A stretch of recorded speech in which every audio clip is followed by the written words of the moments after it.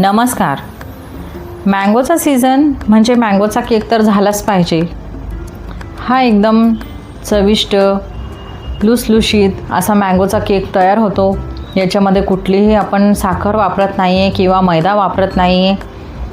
2-3 इन्ग्रेडियंटमध्ये हा mango cake अगदी चविष्ट तयार होऊन जातो.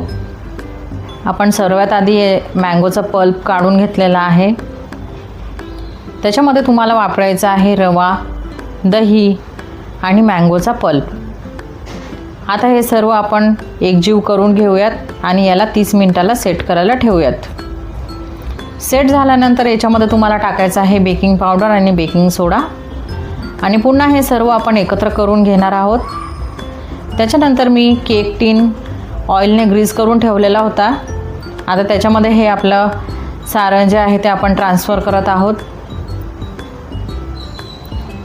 आणि याला आपण हीट करायला ठेवूयात. हे बघा 30 ते 35 मिनिटामध्ये छान असा मऊ केक आपला तयार होऊन जातो. तुम्ही हे नक्की ट्राय करून बघा.